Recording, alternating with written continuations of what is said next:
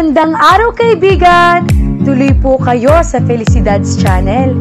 Sa mga kwento ng buhay at pag-ibig na hinalukay sa natatagong baul ni Felicidad.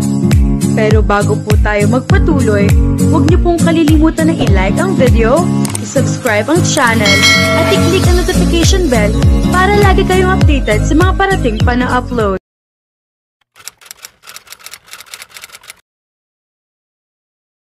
Dalawang linggo na ang nakalilipas na makipaghiwalay si Zoraya kay Riker. Naging malaking gulo iyon gaya ng inaasahan, lalo na nang malaman iyon ng pamilya niya. Naging mahirap para kay Zoraya ang desisyon pero ayaw na niya maging mahina pa kagaya ng dati. Isang panghabang buhay na commitment ang kasal.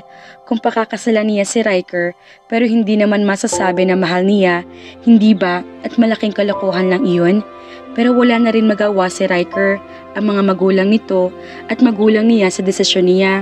Pumayag ang mga ito na makipagkalas kay Riker na makita kung gaano siya ka-persistent. Ipinakita rin niya ang sakit na nararamdaman dahil sa ginawa ng mga ito sa buhay niya. Naging mabait na anak ako sa inyo, inintindi ko kayo. Sana naman ipagbigyan niyo ako sa naging pagkakataong ito. Umiiyak ng wika niya sa mga magulang noon. Pero naging matagumpay man sa pangungumbinse sa kabila ng kaguluhan, hindi nakaramdam ng saya si Zoraya nang malaya na magkaroon ng relasyon kay Cyrus. Oo, gusto niya ang lalaki. Mahal niya ito. Kakaibang saya na makasama niya ang nobyo. Proud siya sa sarili dahil nagawang ipaglaban ng pag-ibig. Pero kapag kasama niya si Cyrus ay nakokonsensya siya. Naaalala niya bigla si Riker. Alam niya na sinaktan niya ito ng husto. Tama ba talaga ang ginawa niya? Ilang beses na tinanong ni Zoraya iyon sa kanyang sarili. Naguluhan na naman siya. Ginulo talaga ng pagdating ni Cyrus ang buhay niya. Mahal niya ang lalaki pero nakikita rin na may mali. Masyado siya nakokonsensya sa ginawa kay Riker. I think I love you, Cyrus. It's just that I feel so guilty for breaking up with Riker. Sagot niya na magtaka si Cyrus sa pananahimik niya. Ang akala ng nobyo ay nanlalamig siya, lalo na nang halikan nito at hindi niya magawang tugunin iyon. Inisip niya dahil na maari na naging ganoon siya sa relasyon nila ay dahil na rin sa nakokonsensya siya sa ginawa kay Riker. So what do you want to do? This relationship is not right. Nagliis siya ng tingin mula sa nobyo. But you love me. It should be right. I hurt Riker. I felt so guilty. If this is love, why do I feel guilty? Why am I not happy? I'm so sorry, Cyrus. Pinuntahan ni Zoraya si Riker. Pagkatapos ng pakikipaghiwalay niya kay Cyrus, masaya siya na makasamang minamahal. Pero tila may hinahanap siya. Hindi kasi siya mapakali. Kung iyon ba ay konsensya niya na sinaktan si Riker ay hindi niya magawang maipaliwanag. Basta pakiramdam niya ay naging impulsive siya sa naging piniling desisyon. Nagpunta siya sa condo unit ni Riker sa pagbabaka sakali na makikita ito roon. Sinubukan niya kasi na tawagan ng binata. Pero hindi nito sinasagot ang phone. May sarili siyang susi ng condo unit ni Riker na nakalimutan niyang ibalik na maghiwalay sila kaya naging madali sa kanyang pagpasok. Alam niya na hindi dapat ginawa na basta-basta iyon pero masado na siyang naguguluhan sa damdamin niya na hindi na rin magawang mag-isip ng matino. Nakita naman niya si Riker doon pero hindi ito nag-iisa. At nang makita ang binata at ang babaeng kasama nito sa kama, ilalong nagpagulo iyon ang isip ni Zoraya. Hindi niya mahal si Riker, hindi ba? Pero bakit ang makita may kasamang bagong babae ito ay nasaktan siya? Nasasaktan din siya na malamang nasasaktan niya ang binata. Hindi man ganoon katindi ang damdamin na ibibigay nito sa kanya, hindi kagaya kay Cyrus, pero pakiramdam niya ay mas mahalaga pa ito kaysa kay Cyrus. Ganoon nga ba talaga kapag hindi mo mahal ang isang tao? Tulog si Riker at ang babaeng kasama sa kama. Pero alam niya, base na rin sa hitsura ng dalawa kung anong ginawa ng mga ito. Mukhang mabilis lang siya na naipagpalit ng dating fiancé sa ibang babae. Ganoon ba talagang sinasabi nitong mahal na mahal siya? Humahanap agad ng kapalit niya? Nasaktan si Zoraya sa nakita, pero siya rin naman ang nagbibigay ng permiso kay Riker na gawin iyon. For all the pain she caused him, she deserved it. Maagang gumising si Zoraya kinabukasan. Sa kabila ng pagkawala ng malay kahapon sa elevator, ay mabilis siya na-discharge sa hospital. Naging maayos din ang pakiramdam niya na magawang makapagpahinga at kumain. Nakauwi at nakapagpahinga na rin siya ng mas maayos sa condo unit ni Riker pagkatapos. Napagpasyahan ni Zoraya na ipagluto si Riker na almusal. Maayos na ang pakiramdam niya, kaya naging madali lang iyon sa kanya. Eksaktong pagising ni Riker ay tapos na ang paghahanda niya sa almusal. Inaasahan niya na matutuwa ito sa ginawa niya, pero nakita agad niya ang galit sa mukha nito na makita siya. "Good morning!" Bati pa rin niya sa kabila ng masamang timpla ng mukha nito. "Hindi mo dapat ginawa ito, Zoraya. Kagagaling mo lang sa hospital kahapon." Napakagatlabi siya. "Pero maayos naman ako ngayon. Still, hindi ko nagustuhan ang ginawa mong ito." Nilapitan siya ni Riker. Sinalat-salat nito ang leeg niya, saka hinawakan ang kanyang pisngi. "Bumalik ka na sa kama." Umiling si Zoraya. "Gusto kong pagsilbihan. You can serve me when I know you are really alright." "Maayos na ako. Nakarecover na ako sa nangyari kahapon. Pero tama ka nga siguro. Hindi pa ako maayos. Hindi ako magiging lubos na maayos kung ganyan na sinisigawan mo ko." Riker was caught off guard at bahagya rin na namutla. "Well, Pumuntong hininga ito. "I'm sorry." Ngumiti si Zoraya. "It's okay. Just don't be grumpy right now, okay? Kumain ka na. Gusto kong makitang kinakain mo ang niluluto ko. Gusto ko na pagsilbihan ka. Naagrabyado na kita kahapon." "Wala yun. Ginusto ko yun, okay? Huwag ka nang mag-guilty." Bumuntong hininga si Riker. "I'm sorry. I'm really sorry for all the lies I've woven." "Tama ka. Nakalive naman talaga ako sa opisina. Hindi ganoon kaimportante ang mga nakukuha kong tawag. I just wanted to be away from you. Hindi ko gusto na paghigantihan ka. Pero ginawa ko dahil gusto ko rin na maranasan mo ang sakit na ginawa mo sa akin noon. It's a foolish thing to do, right? But I feel like I can't think straight and right whenever you're around. Masyado mong ginugulo ang mga damdamin ko, Zoraya. Nahihirapan akong i-handle iyon. Pakiramdam ko ay puro kapalpakan ang mga naging desisyon ko. Sa halip na ayusin ang mga problema, mas pinili ko na iwasan iyon. And yesterday, I paid the price for that. I was really worried about you." Hinawakan niya ang pisngi nito. "Kaya ka naging grumpy ngayon? Naiintindihan ko. Pakiramdam ko ay ang sama ko. Dapat akong bumabawi sa'yo. Pagkatapos ikaw itong..." Bumuntong hininga si Riker. "Okay lang yun. Huwag mo nang alalahanin iyon. I'm fine. I'll be more than fine too. If only you'd appreciate what I do for you. Hayaan mong bumawi ako sa'yo." Tinignan ni Riker ang mga pagkaing inihanda. "Okay, let's eat." Kumain nga sila ng almusal. Nag-iba na ang timpla ni Riker habang kumakain. Ngumingiti na ito at mukhang nagustuhan din ang niluto niya. Umasa siya na iyon na magiging bagong simula sa pagitan nila mag-asawa. Pero pagkatapos kumain, ay nagpaalam si Riker na maliligo.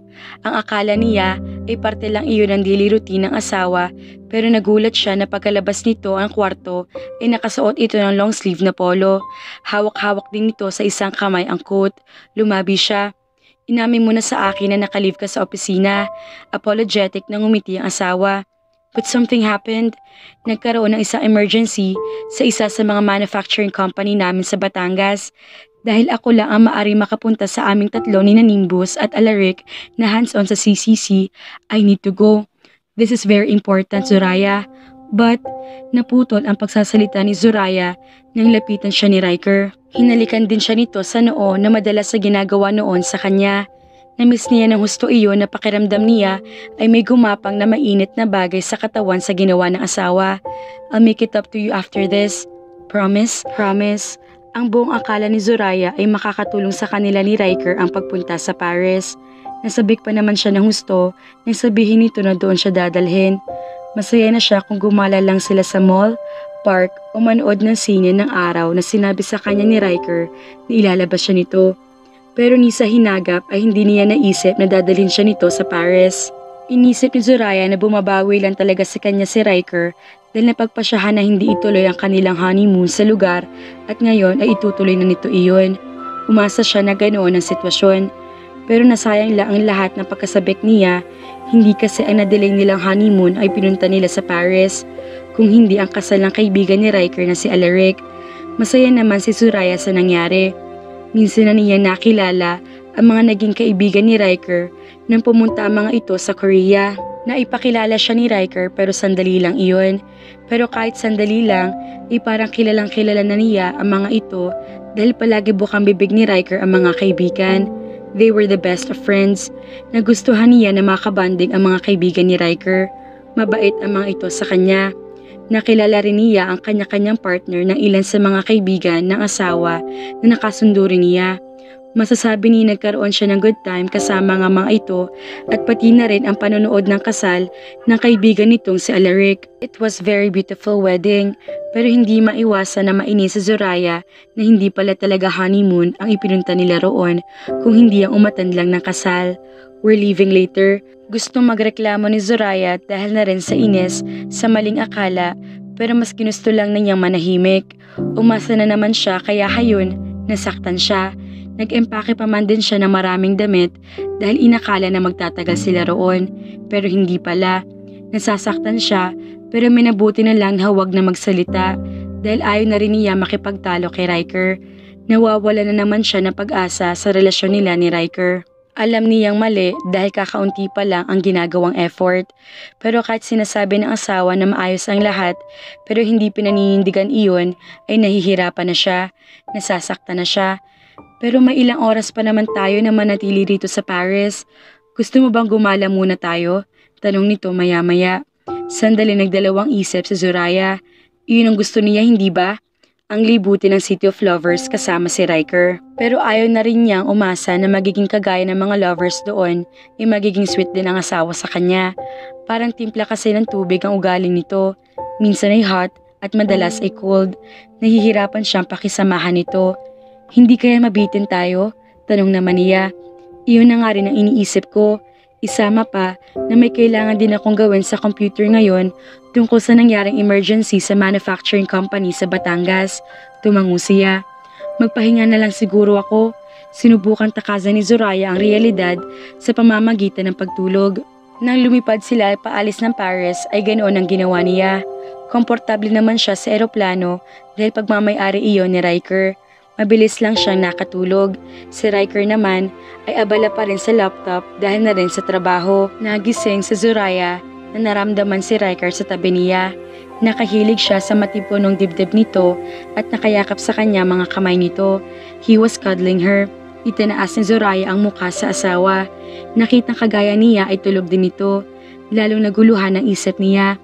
Nagpaparamdam na naman sa kanya si Riker pero kani-kanina lang ay binabaliwala siya nito. Na-appreciate niya kahit papaano ang pagdala ng asawa sa kanya sa Paris para dumalo ng pinakaimportanteng araw ng kaibigan nito. Nagustuhan din niya na naipakilala na siya nito bilang asawa sa mga kaibigan at ipinagmalaki siya ni Riker pero ramdam niya na may kulang pa rin. Umasa kasi siya na sa Paris ay aayusin nila ang lahat. Hindi lang siya ipaparada nito sa mga kaibigan. Mas malalim pa roon ang inaasahan niya. Matagal-tagal din na nakatitig si Zoraya sa mukha ni Riker nang maramdaman nito ang ginagawa niya. Nagising ito at ngumiti sa kanya. Pero dahil sa nararamdaman, hindi niya magawang ibalik ang ngiting iyon. Kumunot ang noo ni Riker nang dumayo siya rito. May problema ba? Hindi nagsalita si Zoraya. Wala rin namang kwenta kung magreklamo siya, hindi ba? Ilang beses na rin na ginawa niya iyon pero nakinig lang si Riker.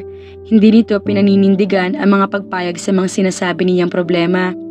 Look at me, Zora. Napapikit siya. Ngayon ay tinawag siya ng asawa sa palayo nito sa kanya. May mainit na kamay na humaplo sa puso niya nang dahil doon. Pero at the same time, imisakit din. Paaasahin na naman ba siya ni Riker? Hinawakan ni Riker ang kamay niya. Nagtatampo ka ba dahil hindi tayo nagkaroon ng pagkakataon na mamasyal sa Paris? Pwede pa rin naman tayong bumalik anytime kung gusto mo. Huwag mo na lang alalahanin iyon. Pero nararamdaman ko na may problema ka tungkol doon. Hindi naman ang Paris ang pinapangarap kong puntahan, kaya ayos lang talaga kung hindi tayo makalibot doon. Totoo iyon, maganda ang Paris at na magkarelasyon sila ni Riker noon ay ilang beses din na niyaya si Zoraya nito na pumunta. Pero dahil hindi siya pinapayagan ng mga magulang na mag-out of town kahit si Riker ang kasama, hindi niya ito napagbigyan. Isama pa na kahit payagan siya ay hindi rin niya gusto na mapuntahan ng Paris. Hindi siya naakit sa mga European countries at hindi rin siya mahilig mag-travel. Alam ko na hindi nga iyon ang pangarap mo, kaya sinadya ko na hindi tayo magtagal doon. Kumunot ang noo niya. Anong ibig mong sabihin? Umisi si Riker. Later, this is supposed to be a surprise. Tumalon ang puso ni Zoraya. May ibang plano si Riker? Ibig sabihin ay hindi talaga binaliwala ng asawa ang mga sinabi nito sa kanya. Babawi rin ito sa kanya. Totoo nga iyon ang paghingi nito ng sorry. Normal na babae pa rin si Zoraya, kaya gusto rin niya na masurpresa. Nasasabik man ay hindi niya kinulit si Riker tungkol doon at napaniwala nga siya ng asawa na may iba itong plano na maglaan ng eroplano sa Phuket International Airport sa Thailand. Oh my God! Nahulaan agad ni Zoraya kung bakit siya dinala ng asawa roon. Phuket Butterfly Garden and Insect World. Napakamot ng ulo si Riker, dahilan para lalong tumama ang luha niya. Alam nito na matagal na niyang gustong pumunta sa Phuket, Thailand dahil sa mga pang world class sa Butterfly Garden ang lugar. Dahil mahilig siya sa paru-paro, isang dream come true iyon. Hindi hilig ng mga magulang niya ang ganoon, kaya hindi siya napagbigyan noon na makarating doon. Tangi sa mga Butterfly Garden lang siya sa Korea nakarating. Tila bata, si Zoraya nang libutin nila ni Riker ang lugar. Aliw na aliw siya. Marami rin naman na butterfly noong kasal nila ni Riker dahil isa iyong Butterfly Garden wedding, pero kakaiba ang isang iyon. Napakaraming butterfly na nalaman niya ang mayroon doon. 6,000 butterflies kada buwan at may 40 iba't ibang species. Namangha si Zoraya sa ganda. It was a breathtaking sight. Naramdaman din niya na naaaliw rin si Riker kaya masaya siya. Thank you for bringing me here, wika niya nang matapos ang araw ng paglilibot nila. Ayon kay Riker, ay mananatili sila sa Phuket sa loob ng 3 araw. Nagpa-reserve din ito ng isa sa mga beach hotel na malapit din lang sa Butterfly Garden para doon sila manatili. Kung iyon na nga ang honeymoon na hinihintay na mangyari sa kanila ni Riker, kinakabahan man ay nasasabik din sa Zoraya. Sana nga lang hindi gaya ng karamihan sa mga ginawa ni Riker ay hindi na niya masabing isang false alarm lang ang lahat. Gusto na niya magkaroon ng happy ending ang kwento nila na mag-asawa. Asang-asa pa naman si Zoraya na magkakaroon sila ng honeymoon ni Riker, pero nabigo siya mga ka-felicidad. Pero teka, may pa-surprise ang milyonaryo. Pupusta ako na matutuloy ng honeymoon na mag-asawa, kaya naman, abangan!